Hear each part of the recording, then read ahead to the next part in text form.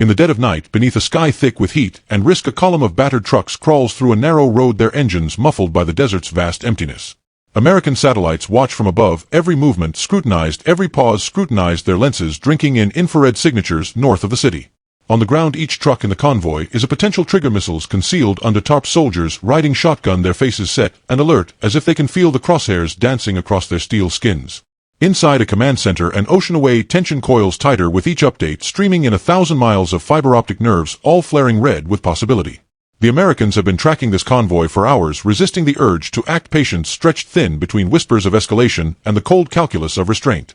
But there's electricity in the air, a sense that the world is holding its breath. What's riding in those trucks isn't just hardware. It's a question of who blinks first and who dares to move the pieces on this chessboard when the stakes are a sudden shooting war. No one in that room, nor the convoy's drivers scanning empty horizons, knows when American patience will fracture. And in a few minutes, everything will spiral. Alliances tested, secrets revealed, orders scrambled. The only certainty is that history sometimes balances on a single silent trigger. What happens next, nobody sees coming. Beneath those patched tarps and dented panels, Iran's convoy carries more than missiles. It's loaded with 1,000 ticking threats to the fragile order of the region.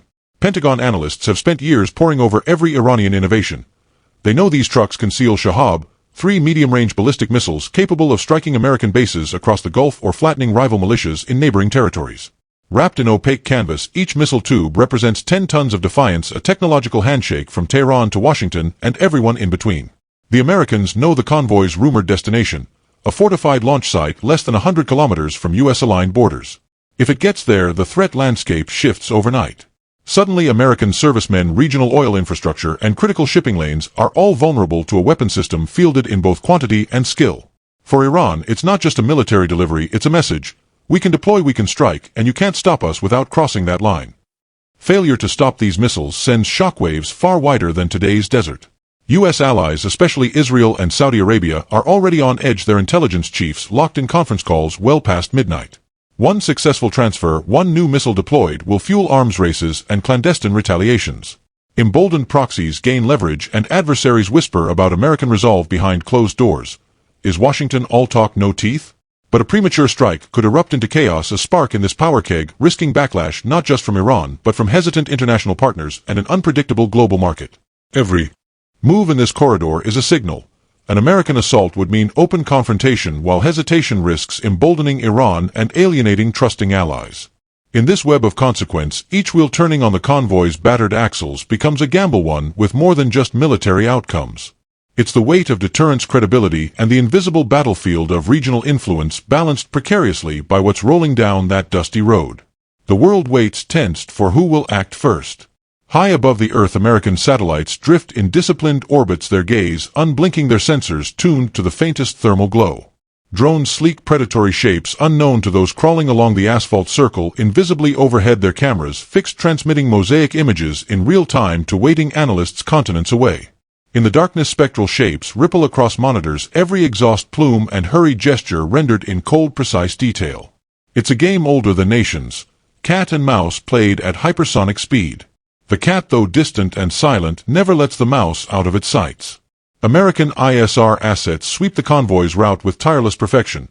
Satellites mapping thermal exhaust, drones snapping high-res imagery, and stars aircraft painting a digital grid over every bend and bush. Operator voices mutter over encrypted channels, trading geospatial data with ground teams hidden beyond the next ridge, a dance of shadows and patience. But the best surveillance in the world still answers to the human factor. Iranian drivers know the sky bristles with satellites. At regular intervals, the convoy pulls to the roadside, engines idling beneath camo nets. Local lookouts dart along prearranged trails, feeding false signals to fabricate noise in the digital ether. Even the Americans, as confident as they are in their technological toolbox, admit the obvious. Every camera, no matter how sharp, has its blind spot. For now, the advantage tilts west. Every radio burst, every halting movement, every change in convoy alignment is filtered, logged, dissected for meaning.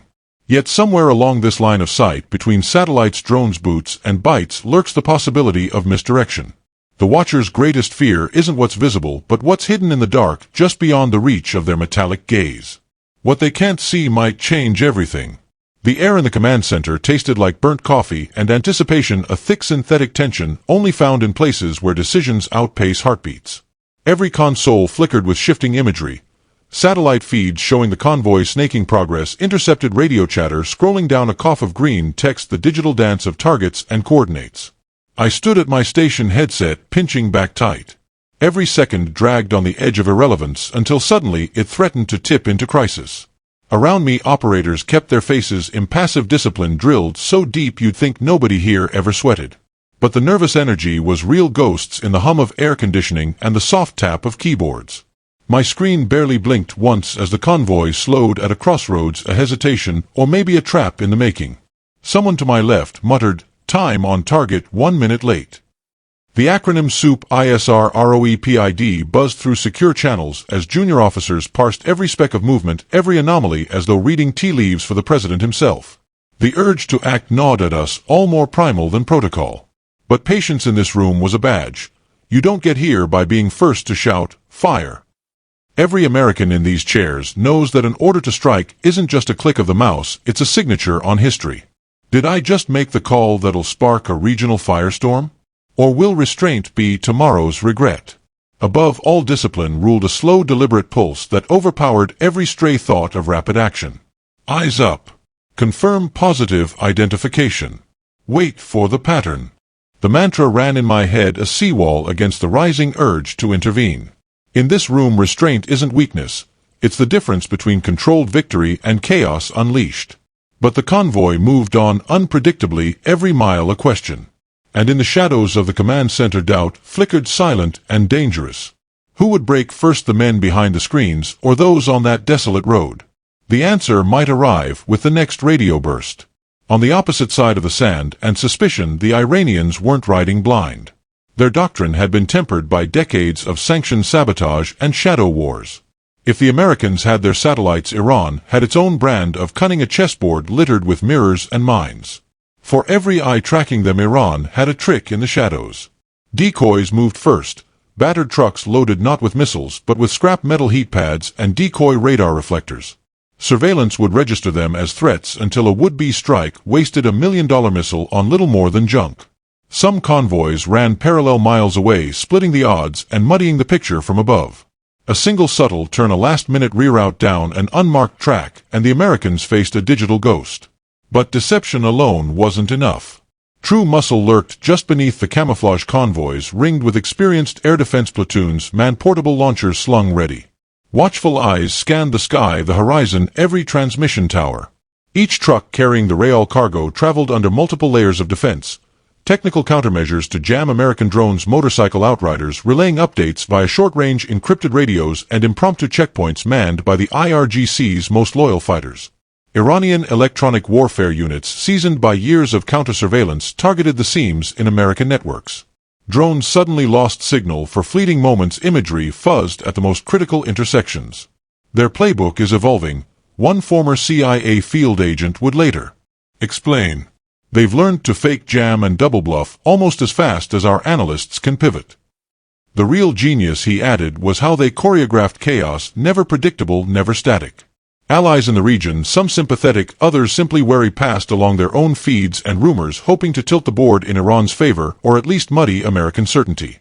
In this shadow war, the real art wasn't just moving missiles. It was making sure your enemy never knew exactly which shadow to strike. As the convoy pressed forward, the fog of war grew thicker and both sides waited for the first crack, knowing every move carried consequences you couldn't recall. For all the advanced optics and digital coolness in the command center, the pressure was building like water behind a dam. Screens flickered with countdown timers superimposed over maps. Every 10 minutes a new brief came in from Washington, each one more insistent than the last.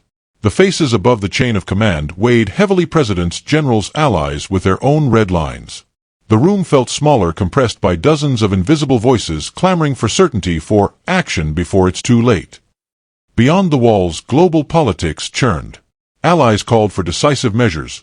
Hawks in the Pentagon wanted to send a message, while diplomats pleaded for one more hour, one more thread of deniability before shattering whatever remained of diplomatic calm. Every minute the convoy pressed forward, it edged closer to zones where an American response would shift from optional to mandatory, and everyone in the room sensed that boundary approaching with the inevitability of sunrise. Military intelligence warned of windows closing. The target will reach hardened launch positions within the hour, A colonel intoned his knuckles white as he gripped the back of a chair. Options dwindled, the map shrinking into a patchwork of risk. Overhead, Iranian air defenses prowled, making a conventional airstrike less and less appetizing. There was talk, as there always is, of escalation spirals of retaliation, not just from Iran, but from its arsenal of proxies, far-flung sleeper cells, cyber units, poised to strike at Western interests from Beirut to Brussels. This was more than a tactical dilemma. The clock had become a weapon ticking in everyone's ears, daring someone to hesitate and pay the price. A single miscalculated delay could mean that missiles wake up in hardened silos, lighting up the skies above U.S. bases and friendly capitals in a barrage no Patriot battery could fully blunt.